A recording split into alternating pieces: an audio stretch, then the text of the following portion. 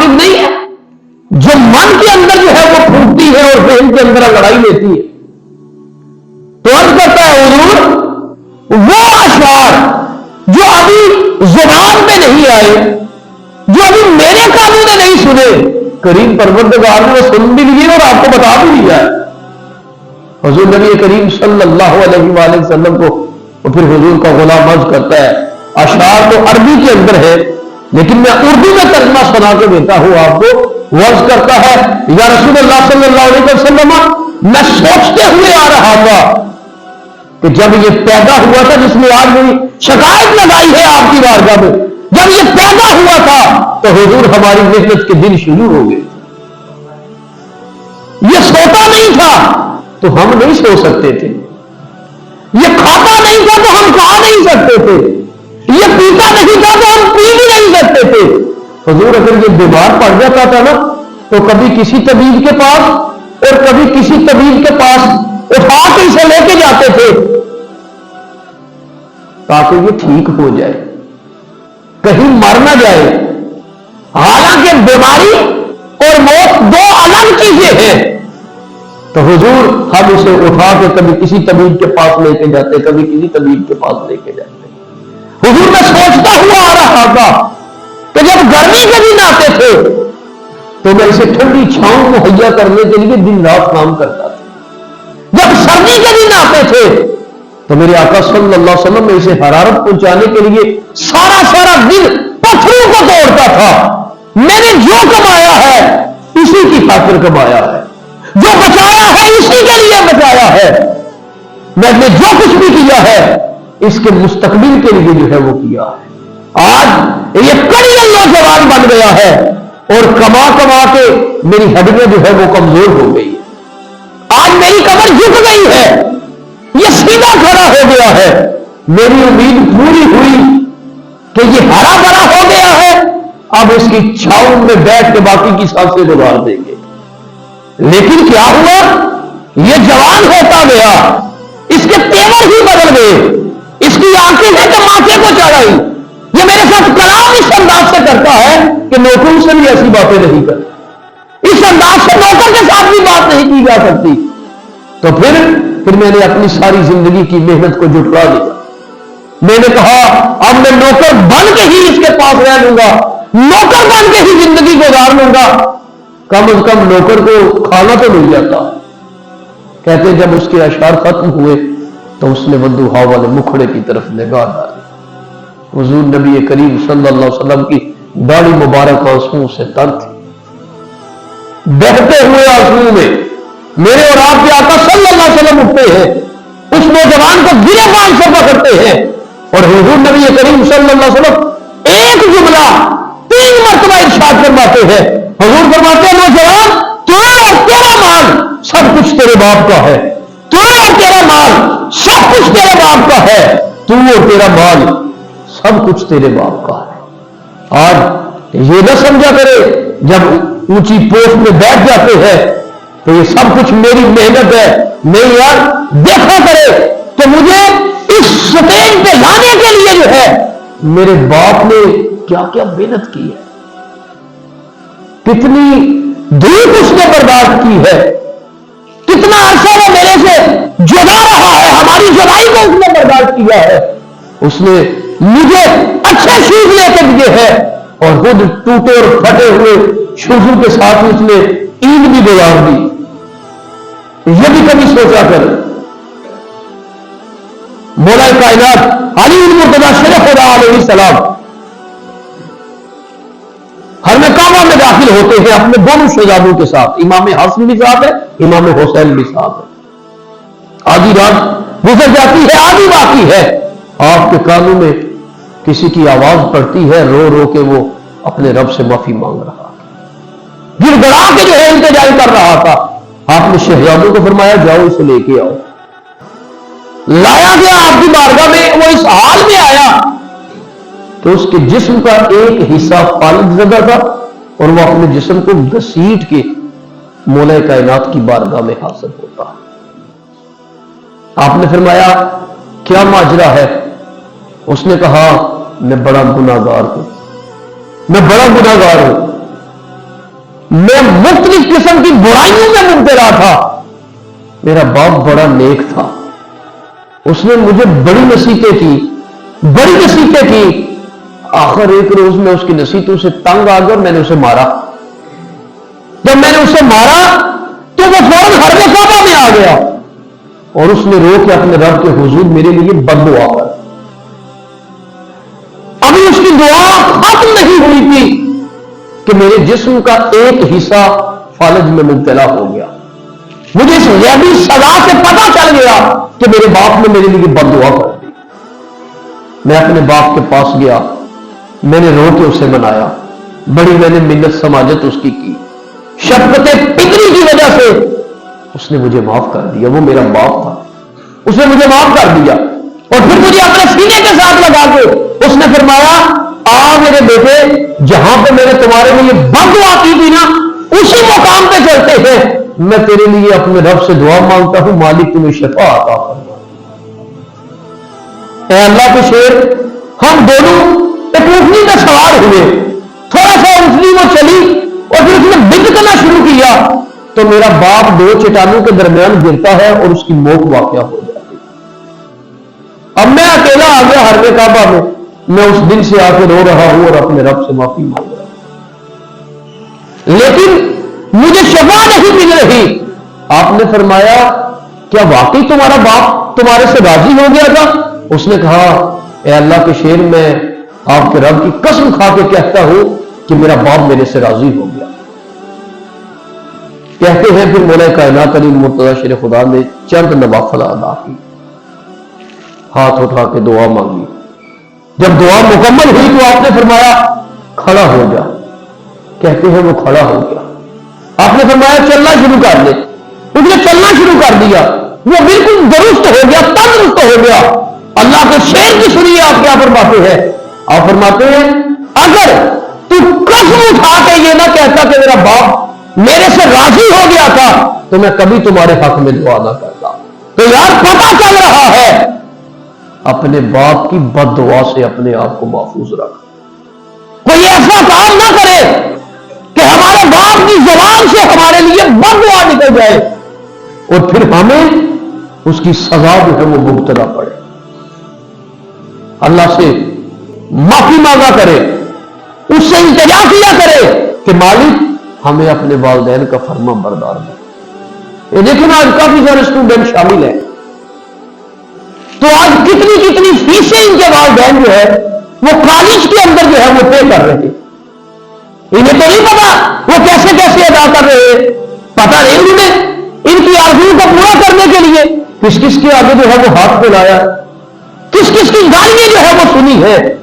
لیکن یہی نوجوان کا جب اچھے منصب پہ فائز ہوتا ہے تو وہ آ کے پھر وہ وقت بھی آتا ہے, کہتا ہے میری ماں نے میری سمجھ لیا, میرے باپ نے میری سمجھ لیا.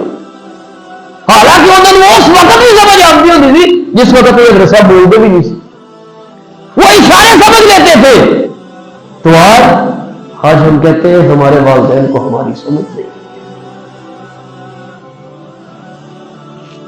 مدارج النبوہ جلد نمبر 1 صفحہ نمبر 279 ہے. کہتے ہیں قیامت والے دن ایک شخص کے اعمال کا وزن ہوگا, نیکیوں والا پلڑا بھی اور برائیوں والا پلڑا دونوں برابر ہو جائے گی.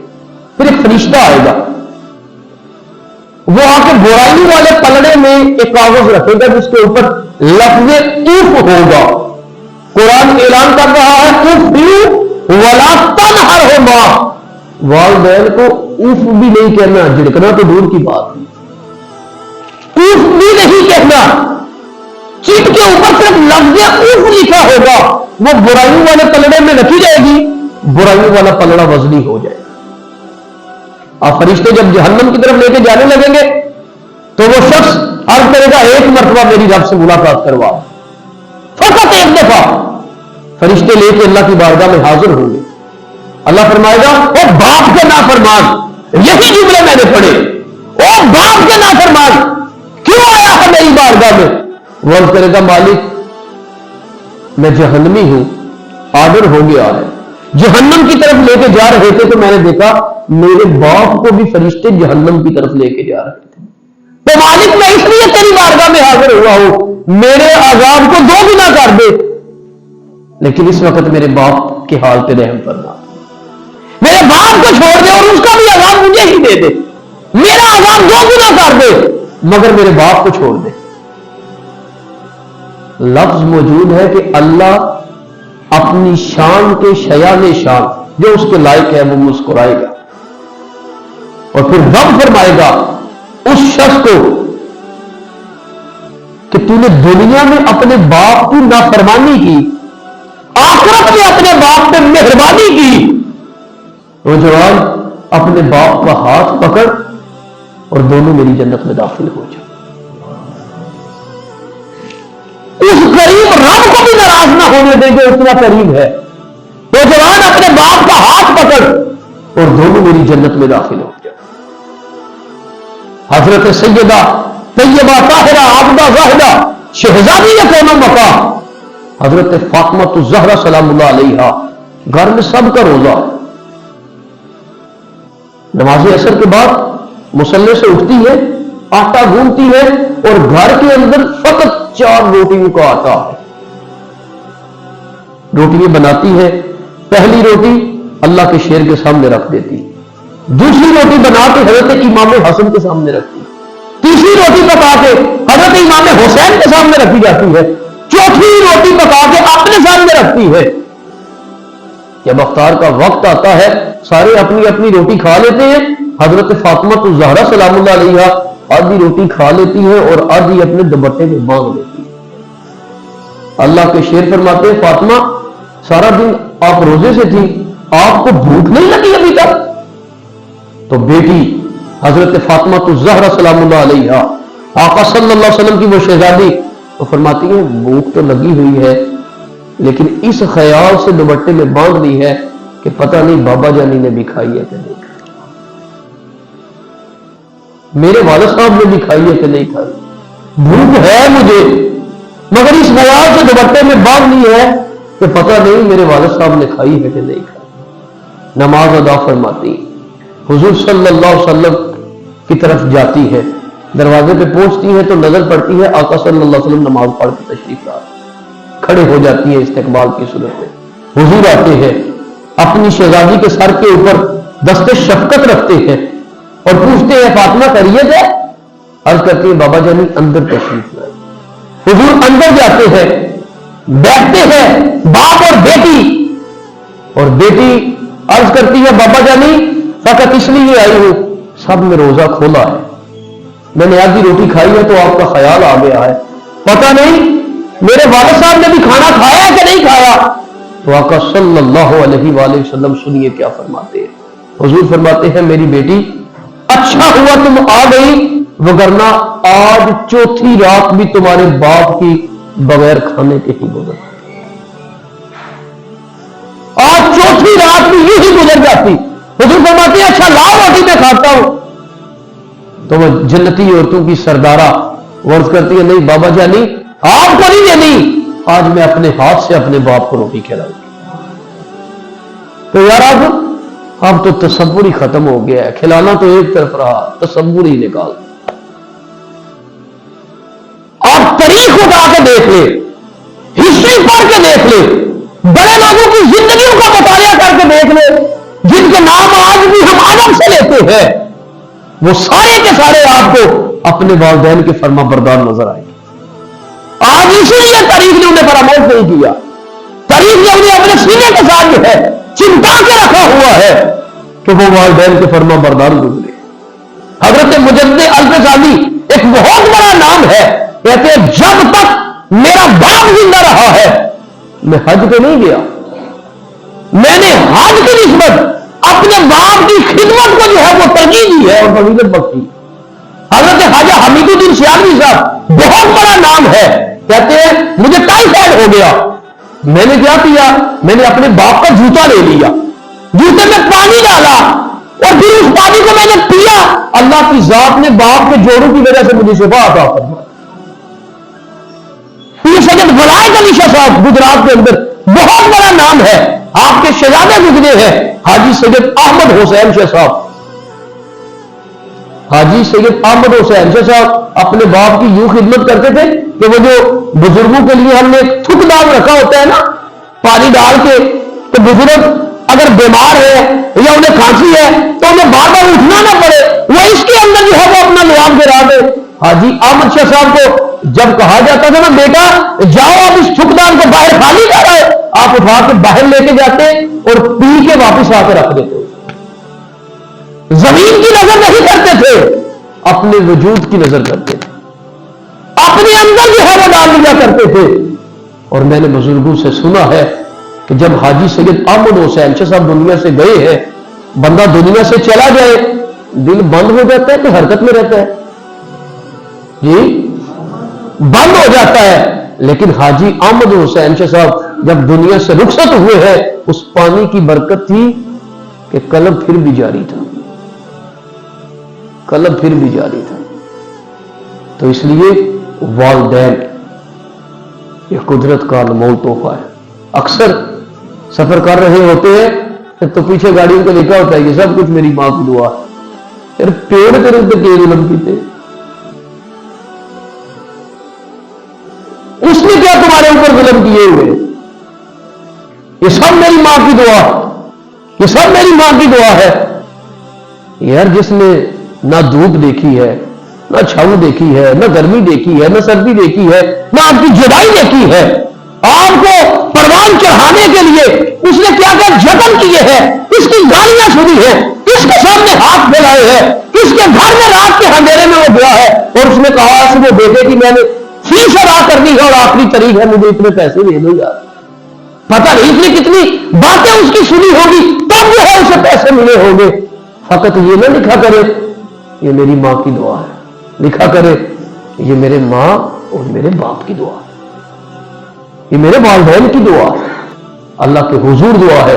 کریم پروردگار ہمیں اپنے والدین کا ادب و احترام کرنے کی توفیق عطا فرمائے۔